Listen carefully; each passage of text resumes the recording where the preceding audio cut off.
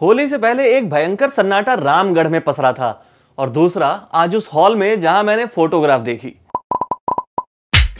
नवाजुद्दीन सिद्दीकी और सानिया मल्होत्रा की film photograph कहीं कहीं पर इतनी उदास है जैसे उसके करण अर्जुन कहीं खो गए हैं।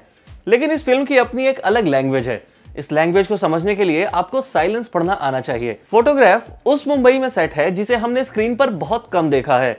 मुंबई के बारे में ये बात मशहूर है कि ये कभी ना सोने वाला शहर है, हमेशा बहुत अलाइव रहता है और बहुत क्योटिक है। मगर फोटोग्राफ की मुंबई बहुत शांत है।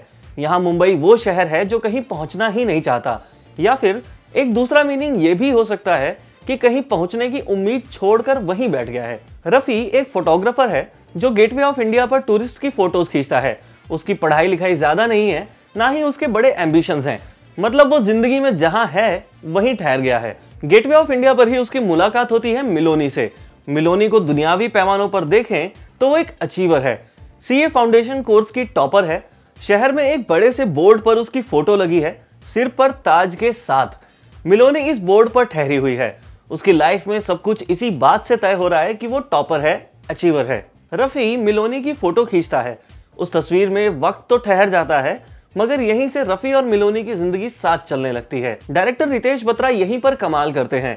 उन्होंने रफी और मिलोनी की कहानी साथ चलते हुए तो दिखाई, मगर हाथ थामे हुए नहीं, बस एक साथ अगल बगल चलते हुए, बात करते हुए नहीं, खामोशियां बुनते हुए। टिम गिलिस और बेन कचिंस की सिनेमेटोग्राफी का कमाल यही है कि एक मोशन पिक्चर अपने आप में किसी फोटोग्राफ की तरह लगती है, जहां सारा कंट्रास्ट, उदासी और खामोशी आप पढ़ सकते हैं।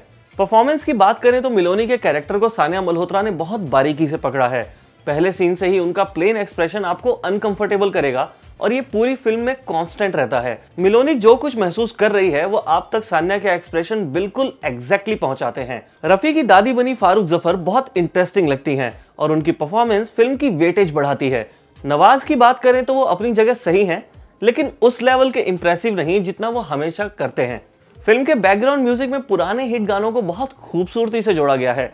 फोटोग्राफ का फील अपने आप में बहुत सादा और ओल्ड स्कूल है।